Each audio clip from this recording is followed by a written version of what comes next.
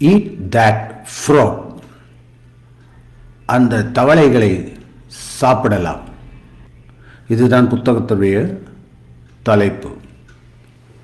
பிரியான் Tracy எழுதிய புத்தகம். இந்த தலைப்பை கேட்டோன்னே நமக்கே கொஞ்சம் அருவருப்பாகவும் இருக்கும். எதுக்காகன்னா, காலையில் ஏஞ்சோன்னா நீங்கள் ஒரு தவளையை சாப்பிடணும். அது நிச்சயமாக முடியாத காரியம். ஆனால் அந்த முடியாத காரியத்தையே நீங்கள் சாதிச்சிட்டிங்கன்னா மற்ற வேலைகள்லாம் ஈஸியாக போயிடும் அப்படின்றதுக்காக தான் அது ஒரு ரெப்ரசன்டேஷன். இந்த ஆத்தர் இதுக்கு ஏன் இப்படி பேர் வச்சார்? ஏடா கூடமா ஒரு நான் வெஜிடேரியன் நேமை வச்சுருக்காரு, டைட்டில் வச்சுருக்காரு புக்குக்கு அப்படின்னு நமக்கே கொஞ்சம் யோசனையாக இருக்கலாம். எனக்கும் யோசனையாக தான் இருந்தது. நிறைய இந்த மேனேஜ்மெண்ட் புக்ஸ்லாம் பார்த்தோன்னா, இந்த பீட்டர் ட்ரக்கர் புக்கு, அது மாதிரி நிறைய மேனேஜ்மெண்ட் புக்ஸ் எல்லாம் படிச்சுட்டு தான் அந்த புக்ஸை பேஸ் பண்ணி இந்த ஒரு லேட்டஸ்ட் புக்கு வந்திருக்கு. அதை எல்லாருமே விரும்பி படிக்கிறாங்க. ஆனால் அந்த தவளை திங்கிறது அப்படிங்கிறது கொஞ்சம் கஷ்டமான காரியம். இது எதனால் வந்தது அப்படின்னா, அந்த பழைய புத்தகங்கள்லாம் என்ன சொல்லுவாங்க அப்படின்னா, you cannot eat an elephant in a single bite. அதாவது ஒரு யானையை நீங்கள் சாப்பிடணும் அப்படிங்கிறது தான் ப்ராஜெக்ட். இதை எங்கே ஆரம்பிப்பீங்க, எங்கே முடிப்பீங்க, அவ்வளோ பெரிய யானைக்கு நாம் எவ்வளோ பெரிய வாய் வச்சுருக்கணும், இப்படியெல்லாம் பிளான் பண்ணிவிட்டு ஆனால் எக்ஸிக்யூட்டே பண்ண மாட்டோம். எவ்வளோ பெரிய மலை மாதிரியான ஒரு ப்ராஜெக்டாக இருந்தாலும் ஆரம்பிச்சிடணும் ஃபஸ்ட்டு. அப்போது ஒவ்வொரு சிறு சிறு கடியாக கடிக்க ஆரம்பித்தோம் அப்படின்னா ஒரு யானையே சாப்பிட்டுடலாம். இதுதான் இதனுடைய ஒரு தாத்பரியம். அதாவது சின்ன சின்ன ஒரு பெரிய டாஸ்க்கை டிஃப்ரென்ஷியலி ஸ்மால் எலிமெண்ட்ஸாக, இந்த மேத்தமேட்டிக்ஸில் சொல்லுவோம் இல்லையா, கால்குலஸில், அந்த மாதிரி சின்ன சின்ன எலிமெண்ட்டாக மாற்றிட்டோம் அப்படின்னா அந்த பெரிய ப்ராஜெக்டு ஈஸியாக முடிஞ்சிடும். இதுதான் இந்த யானையை சாப்பிட்ற டாப்பிக்கு அப்படின்னு சொல்லுவோம். அதே மாதிரி தான் இந்த தவக்கலையை முழுங்கிறது அப்படிங்கிறது ரொம்ப ஒரு அசிங்கமான, அருவருக்கத்தக்க ஒரு வேலையாக இருக்கலாம். இருப்பினும் அவ்வளோ அருவருக்கத்தக்க வேலையே நம்மளால் பண்ண முடியும் அப்படிங்கிறப்போ மற்ற வேலையெல்லாம் சுலபமாக ஆகிடும் அப்படின்றதுக்காக அந்த தலைப்பை கொடுத்துருக்கலாம் அப்படின்னு நான் நினைக்கிறேன். இப்போ இந்த புத்தகத்தோட சம்மரியை பார்ப்போம். ப்ரியாரிட்டைஸ் த டாஸ்க், இதுதான் இதில் ரொம்ப முக்கியமாக சொல்கிற ஒரு அம்சம். அதாவது நமக்கு பலவிதமான வேலைகள் இருக்கும். அதில் ABCDE மெத்தட் அப்படின்னு சொல்லிட்டு இந்த டு டூ லிஸ்ட்டுன்னு சொல்கிறோம் இல்லையா. அப்போ அந்த ஏ அப்படிங்கிறது மோஸ்ட் இம்பார்ட்டண்ட். அதாவது அது இல்லைன்னா ரொம்ப கிரிட்டிக்கலாக போயிடும், அது நம்மளுடைய பர்ஃபார்மன்ஸை அஃபெக்ட் பண்ணும் அப்படின்னு சொல்லக்கூடியதை ஏ அப்படின்னு கிளாஸிஃபை பண்ணிக்கோங்க அந்த டாஸ்க்கை. அதுக்கப்புறம் பி அப்படிங்கிறது லெஸ் இம்பார்ட்டண்ட். சி அப்படிங்கிறது ஒரு ப்ளஷராக பண்ணக்கூடிய ஒரு ஜாப்.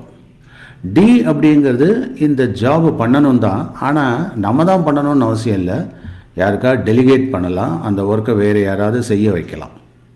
இ அப்படிங்கிறது அது தேவையே கிடையாது, தேவையில்லாமல் நம்ம டாஸ்கில் அது ஒதுங்கி இருக்கிறதா நாம் கன்சிடர் பண்ணி இக்னோர் கூட பண்ணலாம். இதுதான் ABCDE method of prioritizing the task அப்படின்னு இந்த புத்தகத்தில் ரொம்ப பெருமையாக சொல்லியிருக்காங்க. அடுத்தது ரெண்டாவது பாயிண்ட்டாக செட் கிளியர் கோல்ஸ். நம்மளுடைய குறிக்கோளை தெளிவாக எழுதியே வச்சுக்கோங்க அப்படின்னு சொல்கிறாங்க. இந்த கோலை எழுதி வைக்கிறது மூலமா நமக்கு அது அறிவுறுத்திக்கிட்டே இருக்கும். அதை பிரேக் தம் இன்டு ஸ்மால் பீசஸ், ஒரு ஆக்ஷனபிள் ஸ்டெப்ஸாக எடுக்கணும். சின்ன சின்ன ஒரு டாஸ்க்காக அதை பிரித்து வச்சிடணும். அதோடு இல்லாமல் ஒரு பேப்பரையோ இல்லாட்டினாக்கா கம்ப்யூட்டர் இருந்ததுன்னா கம்ப்யூட்டர்லேயோ கிளியராக அதை பற்றி ஒரு பிக்சரைஸ் பண்ணி மென்ஷன் பண்ணி வேரியஸ் ஸ்டெப்ஸை ஷெட்யூல்லாம் போட்டு அதை பண்ணோம் அப்படின்னா ஒவ்வொன்றுத்துக்கும் ஒரு கிளியர் டார்கெட் வச்சோம்னாக்கா இந்த தேதிக்குள்ளே முடிக்கணும், இந்த நேரத்துக்குள்ளே முடிக்கணும்னு அதோட லிங்கிங் பாயிண்ட்ஸ் எல்லாம் நம்ம எடுத்து ஒரு ஸ்கெட்ச் நோட் மாதிரி போட்டு ஒரு டைம் ட்ராவல்னு வச்சுக்கலாம், இல்லைனாக்கா ஒரு டைம் லைன் ஆக்டிவிட்டியை அந்த கோலை எப்படியெல்லாம் அச்சீவ் பண்ண போகிறோம் அப்படிங்கிற சின்ன சின்ன ஸ்டெப்ஸை வரைஞ்சி வச்சுக்கிட்டு அதை ஃபாலோ பண்ணுறதுங்கிறது ஒரு சரியான method. So set clear goals அப்படின்னு சொல்கிறார் ஆத்தர். மூன்றாவதாக பிளான் யுவர் டே. இதில் நாம் டைம் மேனேஜ்மெண்ட்டுங்கிறது ரொம்ப ரொம்ப முக்கியம்.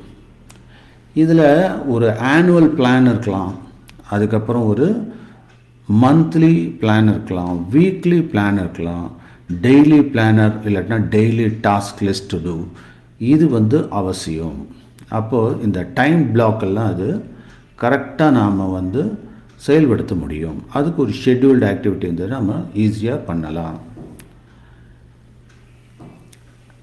100% ஜாப் அப்படின்னா அதில் 20% ஜாபு பிளானிங்க்குன்னே நம்ம நல்ல விதமாக ஒதுக்கினோம்னா 80% ஜாபு ஏற்கனவே முடிஞ்ச மாதிரி அப்படின்னு ஒரு தியரி இருக்குது. அந்த கான்செப்டில் இதை நம்ம ஈஸியாக பண்ணலான்றார். அதுக்கப்புறம் அதாவது பிளானிங் பண்ணுறது மூலிமா வருமுன் காப்போம் அப்படிங்கிற மாதிரி சில இடர்களில் நம்ம ப்ரிவென்ஷன் பண்ணலாம். எல்லாமே இந்த ஃபயர் ஃபைட்டிங் மாதிரி தவறில் வச்சுக்கிட்டு அதில் ஒரு எமர்ஜென்சி ஆப்ரேஷன்ஸை பண்ணோம்னாக்கா ஹரி மேக்ஸ் ஒரி அப்படின்ற மாதிரி ஆகிடும். Haste makes waste. இதை அவாய்ட் பண்ணுறதுக்காக தான் பிளான் பண்ணுறதுங்கிறது நல்லது. அப்போது சுவாமி கூட சொல்லுவார், start early, drive slowly, reach சேஃப்லின்ற மாதிரி. Eliminate the time wasters. எங்கெங்கெல்லாம் டைம் வேஸ்ட் ஆகுது அப்படிங்கிறத தேவையில்லாத ஹேபிட்ஸு, தேவையில்லாத ஆக்டிவிட்டீஸு, சோசியல் மீடியா ஆக்டிவிட்டீஸு, இதெல்லாம் எங்கெங்கெல்லாம் எலிமினேட் பண்ண முடியும் நம்மளுடைய அன்றாட வாழ்க்கையிலேருந்து அப்படிங்கிறத நம்ம கொஞ்சம் சீரியஸாக திங்க் பண்ணி பார்க்கலாம். இதுதான் eliminate time wasters and eliminate time stealers also. நம்ம டயத்தை யாரெல்லாம் திருட வராங்க அவங்களெல்லாம் அவாய்ட் பண்ணலாம். அது பர்சன்ஸ் தான் இல்லை, ஆக்டிவிட்டீஸ் கூட. அதே மாதிரி சிங்கிள் டாஸ்கிங், மல்டி டாஸ்கிங் இப்போ ஏதோ சொல்கிறாங்க மல்டி டாஸ்கிங்லாம் அப்படின்னு, ஆனால் சிங்கிள் டாஸ்கிங்கில் தான் ஃபுல் ஃபோக்கஸ் இருக்கும். So one at a time பண்ணுறது என்றைக்குமே எஃபிஷியண்ட்டான ஒரு ரிசல்ட்டை கொடுக்கும்.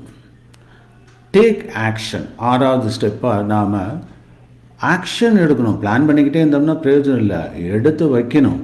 அதுதான் இங்கே கான்செப்ட் ஆஃப் ஈட்டிங் ஃப்ராக் அப்படின்னு அவர் சொல்கிறார். இந்த மோஸ்ட் சேலஞ்சிங் டாஸ்க்கை முதல்ல ஃபஸ்ட்டு வச்சிடணும்.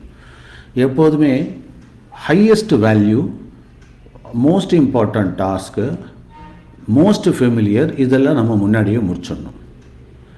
அதுக்கப்புறம் லேர்ன் டு சே நோ. அதாவது நாம் தேவையில்லாமல் ஓவர் கமிட்மெண்ட்டு பண்ணக்கூடாது. அதனால் நமக்கு என்ன முடியுதோ அதை மட்டும் பண்ணிவிட்டு மற்ற விஷயத்தில் எவ்வளோ பொலைட்டாக நோ சொல்லிட்டு போக முடியுமோ அப்படி நோ சொல்லிட்டு போனால் நம்மளுடைய டைம் மேனேஜ்மெண்ட்டு எஃபிஷியண்ட்டாக நம்ம ஹேண்டில் பண்ணுறதுக்கு இந்த லேர்னிங் டு சே நோ அது ரொம்ப உதவியாக இருக்கும். இதன் மூலமாக டைம் ஸ்டீலர்ஸை அவாய்ட் பண்ணலாம், டைம் வேஸ்டர்ஸை அவாய்ட் பண்ணலாம். அதுக்கடுத்தது கண்டினியூவல் இம்ப்ரூவ்மெண்ட். நம்மளுடைய ஆன்கோயிங் பர்சனல் டெவலப்மெண்ட், அந்த இம்ப்ரூவ்மெண்ட்டை அதை கன்சிஸ்டண்ட்டாக நம்ம தான் பார்த்து பண்ணணும். அதுக்கு தேவையான ஸ்கில் செட் என்ன, நாலேஜ் என்ன, நம்மளுடைய ப்ரொடக்டிவிட்டியை, அதாவது யூஸ்வலாக இப்போ நம்ம ஃபிசிக்ஸில் கூட படிச்சிருப்போம், ஒர்க் அப்படிங்கிறது it is a product of force and displacement. ஆனால் அதை வெக்டோரியலாக சொல்கிறப்போ work is equal to force vector dot displacement vector அப்படின்னு பார்த்தோம்னா அதில் F vector dot S vector அதை டாட் ப்ராடக்டாக மல்டிப்ளை பண்ணுறப்போ modulus of F vector into modulus of S vector into cos தீட்டான்னு வரும். நான் ஏதோ அதிகமாக ஃபிசிக்ஸ் மேத்தமெட்டிக்கலாக சொல்கிறேன், தவறுதலாக நினைக்க வேண்டாம். அதில் டைரக்ஷன் இன்வால்வ் ஆகிறது அப்படிங்கிறத பற்றி இந்த வெக்டாரில் சொல்கிறோம். அதாவது எந்த பக்கம் ஃபோர்ஸ் பண்ணுறோம், எந்த டைரெக்ஷனில் ஃபோர்ஸ் பண்ணுறோம், எந்த டைரெக்ஷனில் நம்மளுடைய டிஸ்பிளேஸ்மெண்ட் நடக்கணும், எந்த டைரெக்ஷனில் நாம் அந்த ஒர்க்கை எதிர்பார்க்குறோம், இதில் எல்லாம் direction of the force applied அப்படிங்கிறது ரொம்ப முக்கியம். அதாவது எவ்வளோ எஃபோர்ட் போடுறோங்கிறது முக்கியம் இல்லை, அதுவும் முக்கியம்தான். அதை விட முக்கியம் எந்த டைரக்ஷனில் நாம் பண்ணுறோம். இது ரொம்ப ரொம்ப இம்பார்ட்டண்ட்டான ஒரு விஷயம். இப்போது டிஸ்பிளேஸ்மெண்ட் நவருது, அதுதான் ஒர்க்குன்னு சொல்கிறோம் பை அப்ளைங் ஃபோர்ஸு. அப்போது ஃபோர்ஸுங்கிறது ஒரு எஃபர்ட்டுன்னு வச்சுக்கிட்டோம்னா, நிறைய எஃபர்ட் போட்டால் நிறைய ஒர்க்கு நம்ம பண்ணுறோம் அப்படி தானே அர்த்தம். ஸோ அப்போ பெர்ஃபார்மன்ஸு நமக்கு நல்லா வரும். ஸோ எஃபர்ட் அப்படிங்கிறத பெர்ஃபார்மன்ஸ் அப்படிங்கிறது it is directly proportional to effort தான். ஸோ எஃபர்ட்டை போட போட போட கண்டிப்பாக பெர்ஃபார்மன்ஸ் இன்க்ரீஸ் ஆகிட்டே இருக்கும். இந்த லாஜிக்கை நாம் உணர்ந்து செயல்படணும். இதில் எந்த ஷார்ட்கட்டுமே கிடையாது அப்படிங்கிறத ஆதர் ரொம்ப தெளிவாக சொல்கிறார். அதுக்கடுத்தது டெவலப் குட் ஹேபிட்ஸ். இது ரொம்ப ரொம்ப முக்கியம்.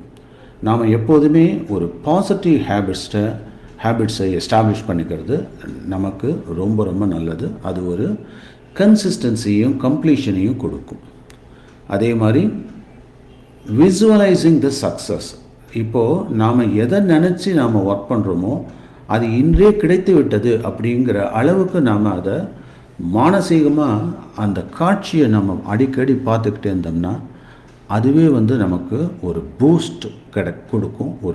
இது ஒரு செல்ஃப் மோட்டிவேஷனுக்கான ஒரு அருமையான ஐடியா இது.